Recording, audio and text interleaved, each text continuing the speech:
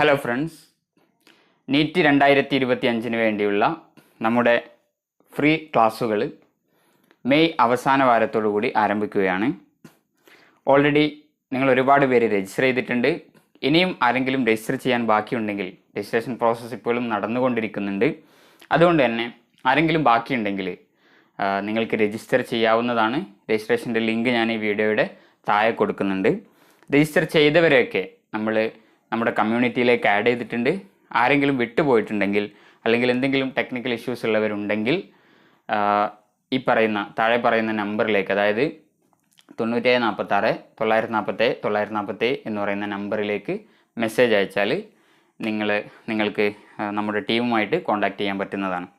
Okay, ഇന്ന് ഞാൻ class തുടങ്ങുന്നതിന് മുന്നേ നിങ്ങൾ ചെയ്യേണ്ട അല്ലെങ്കിൽ നിങ്ങൾ സജ്ജീകരിക്കേണ്ട കുറച്ച് കാര്യങ്ങൾ ഞാൻ നിങ്ങളുമായിട്ട് ഷെയർ ചെയ്യാണ്. അതിൽ ഏറ്റവും ബേസിക് ആയിട്ടുള്ളത്, നമുക്കിനി 2 ആഴ്ചയോളം ബാക്കിയുണ്ട് അല്ലേ? അപ്പോൾ മെയ് അവസാന വാരത്തിൽ നമ്മൾ ക്ലാസ്സുകൾ തുടങ്ങുന്നതിൻ്റെ മുന്നായിട്ട് നിങ്ങൾ ഇപ്പം ഈ നമ്മുടെ ചാനൽ ഫോളോ ചെയ്യുന്നവരിൽ +1 പഠിക്കുന്നവരുണ്ട്, +2കാരുണ്ട്, അതുപോലെ റിപ്പീറ്റേഴ്സും ഉണ്ട്. നമ്മുടെ പ്രോഗ്രാം ഡെലിവറി, അതായത് നമ്മുടെ കോണ്ടൻറ്റ് ഡെലിവറി എങ്ങനെയാണ് എന്നതിനെക്കുറിച്ച് ഞാൻ മുന്നേ പറഞ്ഞിട്ടുണ്ട്. അപ്പം ആ സമയത്ത് നമ്മുടെ സ്റ്റെപ്സ് എഫക്റ്റീവായിട്ട് ഫോളോ ചെയ്യാൻ വേണ്ട റിക്വയർമെൻറ്റ്സ് എന്തൊക്കെയാണെന്നും നിങ്ങൾ ശ്രദ്ധിക്കേണ്ട കാര്യങ്ങൾ എന്തൊക്കെയാണെന്നും ഇന്ന് ഞാനൊന്ന് ബ്രീഫ് ചെയ്യാം. ഞാൻ ഓൾറെഡി പറഞ്ഞതാണ് നമ്മുടെ അക്കാഡമിക് സിസ്റ്റം. അതായത് ആദ്യമായിട്ട് നമ്മൾ ഒരു ടോപ്പിക്കും പഠിപ്പിക്കുമ്പോൾ ആ ടോപ്പിക്കുമായി ബന്ധപ്പെട്ട വീഡിയോ ലെക്ചർ അപ്ലോഡ് ചെയ്യാണ് ചെയ്യുക, പബ്ലിഷ് ചെയ്യാണ് ചെയ്യുക. അപ്പോൾ വീഡിയോ ലെക്ചർ നിങ്ങളുടെ എന്തെങ്കിലും ഒരു ഡിവൈസ് ഉപയോഗിച്ചിട്ട് വീട്ടിൽ നിന്ന് തന്നെ നമ്മുടെ വീഡിയോ ലെക്ചർ പൂർണ്ണമായിട്ട് കാണുന്നു. അതിനുശേഷം നമ്മുടെ വീഡിയോ ലെക്ചറിൽ ഉപയോഗിച്ചിട്ടുള്ള അതേ നോട്ട് നിങ്ങൾക്ക് വായിക്കാൻ പറ്റുന്ന രീതിയിൽ നമ്മുടെ വെബ്സൈറ്റിൽ അവൈലബിൾ ആയിരിക്കും. അതുപയോഗിച്ചിട്ട് നിങ്ങൾക്ക് നമ്മുടെ അന്നത്തെ കണ്ടൻറ്റ് പഠിക്കാവുന്നതാണ്. രണ്ടാമത് നിങ്ങളതാണ് ചെയ്യേണ്ടത്, നമ്മുടെ നോട്ട്സ് പഠിക്കുക എന്നുള്ളത്, നമ്മൾ വീഡിയോയിൽ ഉപയോഗിച്ച സെയിം നോട്ട്. ഇനി മൂന്നാമത്തേത് NCERT ബുക്ക് വായിക്കുക എന്നുള്ളതാണ്. അപ്പോൾ നിങ്ങളുടെ ആരുടെയെങ്കിലും കയ്യിൽ ഏതെങ്കിലും NCERT ബുക്ക് മിസ്സിംഗ് ആയിട്ടുണ്ടെങ്കിൽ ബയോളജിയുടെയും ഫിസിക്സിൻ്റെയും കെമിസ്ട്രിയുടെയും +1 +2 എല്ലാ NCERT ബുക്സും മാക്സിമം ഫിസിക്കൽ കോപ്പി തന്നെ നിങ്ങൾ കളക്ട് ചെയ്യുക. ഇനി അതില്ല എന്നുണ്ടെങ്കിൽ ഡൗൺലോഡബിൾ ആയിട്ടുള്ള രീതിയിൽ നമുക്ക് ഡൗൺലോഡ് ചെയ്യാൻ പറ്റുന്ന രീതിയിൽ സൈറ്റുകളിലൊക്കെ അവൈലബിൾ ആണ്. അത് ഓൺലൈനായിട്ട് അല്ലെങ്കിൽ അതിൻ്റെ സോഫ്റ്റ് കോപ്പി നിങ്ങൾ സംഘടിപ്പിക്കുക. എന്നിട്ട് നമ്മുടെ വീഡിയോ ലെക്ചറിൻ്റെ ശേഷം നോട്ട് വായിച്ച ശേഷം നിങ്ങൾ എന്ത് ചെയ്യുക, NCERT നിർബന്ധമായിട്ടും വായിക്കുക, NCERT ടെക്സ്റ്റ് ബുക്ക് വായിക്കുക. അതാണ് നിങ്ങൾ മൂന്നാമത് ചെയ്യേണ്ട കാര്യം. NCERT ടെക്സ്റ്റ് ബുക്ക് വായിച്ചു കഴിഞ്ഞാൽ ഇപ്പം നമ്മൾ 3 കാര്യങ്ങൾ ചെയ്തു. ഒരേ ടോപ്പിക്കിൽ വീഡിയോ കണ്ടു, അതിൻ്റെ തിയറി ലെക്ചേഴ്സും സോൾവ് എക്സാമ്പിൾസും ഒക്കെ ശ്രദ്ധിച്ചു. അതിൻ്റെ ശേഷം നിങ്ങൾ നോട്ട് വായിച്ചു.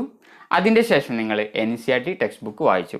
ഇനി നിങ്ങൾക്ക് ചെയ്യാനുള്ളത് ഏതെങ്കിലും ഒരു ഒബ്ജക്റ്റീവ് ബുക്ക്, നല്ല ഒരു ഒബ്ജക്റ്റീവ് ബുക്ക് സെലക്ട് ചെയ്തിട്ട് അതിലെ നല്ല ക്വാളിറ്റിയുള്ള ക്വസ്റ്റ്യൻസ്, നമ്മുടെ നീറ്റിൻ്റെ സ്റ്റാൻഡേർഡുള്ള ക്വസ്റ്റ്യൻസ് നിങ്ങൾ വർക്കൗട്ട് ചെയ്യുക. ഈ ടോപ്പിക്കുമായി ബന്ധപ്പെട്ട ടോപ്പിക് വൈസ് ക്വസ്റ്റ്യൻസ് ചെയ്യുക. ഇതാണ് നിങ്ങൾക്ക് ചെയ്യാനുള്ളത്. ഓക്കെ, അപ്പോൾ ഈ 4 സ്റ്റെപ്സും, അതായത് വീഡിയോ ലെക്ചേഴ്സ് കാണുക,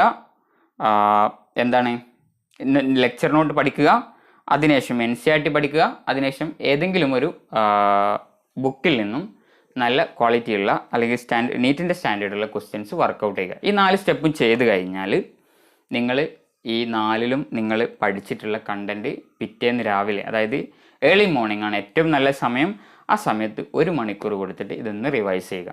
ഇതാണ് നിങ്ങൾക്ക് ഡെയിലി ചെയ്യാനുള്ളത്. ഇത് നിങ്ങൾ നിരന്തരം ചെയ്യണം. ഈ റിവിഷൻ്റെ ഇമ്പോർട്ടൻസ്, നമ്മൾ എത്ര പഠിച്ചാലും നമുക്ക് പഠിക്കുന്ന സമയത്ത് എല്ലാം ഓർമ്മ ഉണ്ടാവും, കൺസെപ്റ്റ്സ് ക്ലിയർ ആയിരിക്കും, അതുപോലെ ക്വസ്റ്റ്യൻസ് വർക്കൗട്ട് ചെയ്യാൻ പറ്റും. പക്ഷേ ചിലപ്പോൾ 1 മാസം കഴിഞ്ഞ് കഴിഞ്ഞാൽ നമ്മൾ മുന്നേ പഠിച്ചിട്ടുള്ള ചാപ്റ്റേഴ്സ് ഒന്നും ഒരു ഓർമ്മയും നമുക്കുണ്ടാവില്ല. മെഗാ ടെസ്റ്റിനൊക്കെ വരുമ്പോൾ നമ്മൾ ബ്ലാങ്ക് ആയിരിക്കും ആ ചാപ്റ്ററിൽ. അപ്പോൾ അത് ഒഴിവാക്കാൻ വേണ്ടിയിട്ടാണ് ഞാൻ പറയുന്നത്, എല്ലാ ദിവസവും 1 മണിക്കൂറെങ്കിലും മിനിമം. ഞാൻ സജസ്റ്റ് ചെയ്യുന്നത് 1 മണിക്കൂറാണ്. 1 മണിക്കൂർ, അതും അതിരാവിലെയാണ് ഞാൻ സജസ്റ്റ് ചെയ്യുന്നത്. അതിരാവിലെ ഏർലി മോർണിംഗിൽ 1 മണിക്കൂർ നിങ്ങൾ റിവൈസ് ചെയ്യുക. അത് തലേന്ന് പഠിച്ചതും റിവൈസ് ചെയ്യാം. കാരണം നമ്മൾ പഠിക്കുന്ന സമയത്ത് നമ്മൾ എത്രയും സമയം എടുക്കുന്നോ അത്രയും സമയം നമുക്ക് റിവിഷന് വേണ്ടിയിട്ട് എടുക്കില്ല. അപ്പോൾ ഒരു 10-20 മിനിറ്റ് കൊണ്ട് തന്നെ നമുക്ക് തലേന്ന് പഠിച്ച കാര്യങ്ങളൊക്കെ ഒന്ന് റിവൈസ് ചെയ്യാൻ പറ്റും. ബാക്കിയുള്ള സമയങ്ങളിൽ നമ്മൾ മുന്നേ പഠിച്ച ചാപ്റ്റേഴ്സിന് വേണ്ടിയിട്ടോ അല്ലെങ്കിൽ മുന്നേ നടന്ന എക്സാം റിവൈസ് ചെയ്യാൻ വേണ്ടിയിട്ടോ അല്ലെങ്കിൽ മുന്നേ നമ്മൾ ക്വസ്റ്റ്യൻ ചെയ്തത് പ്രാക്ടീസ് ചെയ്തത് റിവൈസ് ചെയ്യാൻ വേണ്ടിയിട്ടോ ഒക്കെ ഉപയോഗപ്പെടുത്തുക. ആ സമയം പൂർണ്ണമായിട്ടും 1 അവർ പൂർണ്ണമായിട്ടും നിങ്ങൾ റിവിഷന് വേണ്ടി മാത്രം ഉപയോഗിക്കുക. അങ്ങനെ റിവൈസ് ചെയ്താൽ നിങ്ങൾക്ക് മുന്നേ പഠിച്ച ചാപ്റ്റേഴ്സുമായിട്ടൊരു കണക്ഷൻ കീപ്പ് ചെയ്യാൻ പറ്റും. അത് നിങ്ങളെ അവസാന റിവിഷനിലും അതുപോലെ എക്സാമിലൊക്കെ നന്നായിട്ട് ഹെൽപ്പ് ചെയ്യും. അപ്പോൾ ഇത്രയും കാര്യങ്ങളാണ് നിങ്ങൾ ശ്രദ്ധിക്കേണ്ടത്.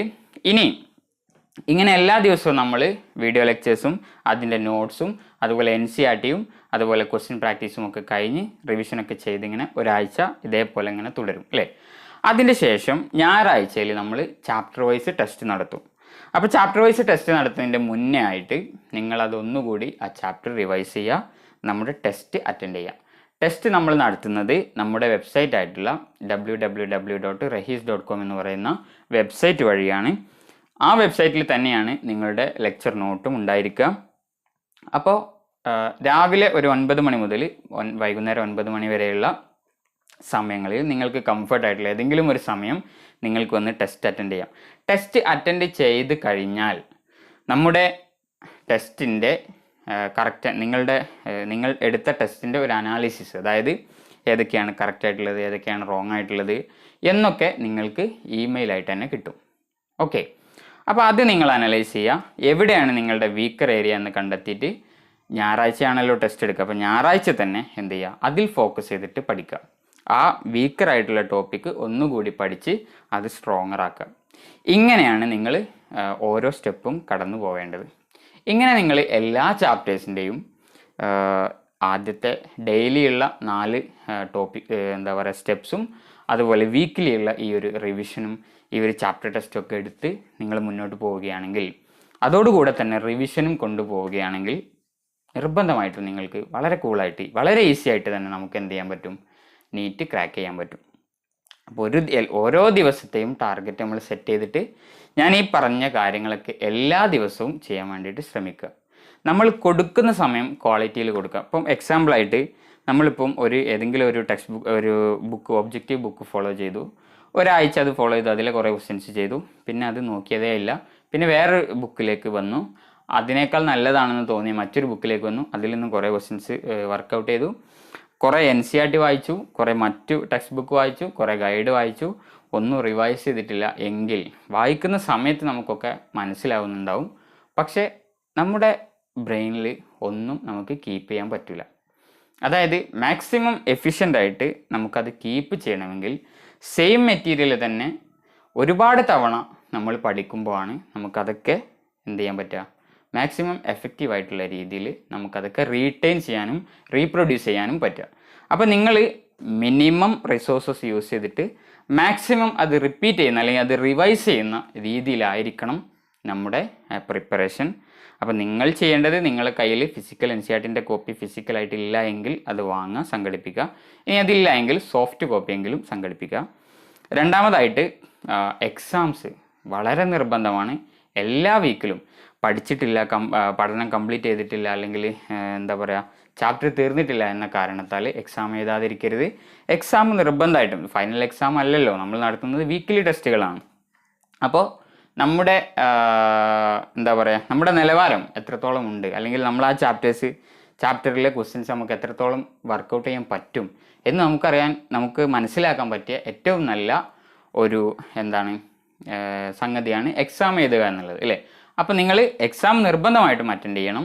എക്സാം അറ്റൻഡ് ചെയ്യുക, അതിൻ്റെ അനാലിസിസും സെൽഫായിട്ട് തന്നെ നടത്തണം. അതിനനുസരിച്ച് നമ്മുടെ അനാലിസിസിനും നമ്മുടെ റിസൾട്ടിനൊക്കെ അനുസരിച്ചിട്ട് മുന്നോട്ടേക്ക് ഇമ്പ്രൂവ്മെൻ്റ് നടത്തി മുന്നോട്ട് പോവാൻ നമുക്കൊക്കെ പറ്റണം. അപ്പോൾ മാത്രമാണ് നമ്മുടെ പ്രിപ്പറേഷൻ വളരെയധികം എഫക്റ്റീവ് ആവുകയുള്ളൂ. മറ്റു കാര്യങ്ങളൊക്കെ ഞാൻ പിന്നീട് അറിയിക്കാം. ഇനിയും ആരെങ്കിലും രജിസ്റ്റർ ചെയ്തവർ അവർക്ക് ടെക്നിക്കൽ സപ്പോർട്ട് ആവശ്യമുണ്ടെങ്കിൽ ഞാൻ ഈ പറഞ്ഞ താഴെയുള്ള നമ്പറിലേക്ക് മെസ്സേജ് അയക്കാവുന്നതാണ്. രജിസ്റ്റർ ചെയ്യാൻ ഇനിയും ആരെങ്കിലും ബാക്കിയുണ്ടെങ്കിൽ നിർബന്ധമായിട്ടും പെട്ടെന്ന് തന്നെ രജിസ്റ്റർ ചെയ്യുക. ഫ്രീ ആയിട്ടുള്ള എല്ലാ റിസോഴ്സസും, മാക്സിമം റിസോഴ്സും, നമ്മൾ ലെക്ചേഴ്സ് മാത്രമല്ല നമ്മൾ പ്രൊവൈഡ് ചെയ്യുന്നത്. ലെക്ചേഴ്സ് ഉണ്ട്, ലെക്ചർ നോട്ട്സ് ഉണ്ട്, അതുപോലെ തന്നെ ഗൈഡൻസ് ആൻഡ് മോട്ടിവേഷൻ ഉണ്ട്, അതുപോലെ തന്നെ നമ്മുടെ ഓൺലൈൻ എക്സാംസ് ഉണ്ട്, മെഗാ ടെസ്റ്റ് ഉണ്ട്, റിസൾട്ടിൻ്റെ അനാലിസിസ് ഉണ്ട്. അതുപോലെ തന്നെ മോഡൽ എക്സാംസ് ഉണ്ട്. ഇങ്ങനെ ഒരുപാട് കാര്യങ്ങൾ നമ്മൾ ചെയ്യുന്നുണ്ട് സപ്പോർട്ട് കൊടുക്കാൻ വേണ്ടിയിട്ട്. ഇതെല്ലാം നിങ്ങൾ മാക്സിമം യൂട്ടിലൈസ് ചെയ്യാൻ വേണ്ടിയിട്ട് ശ്രമിക്കുക. Okay, thank you.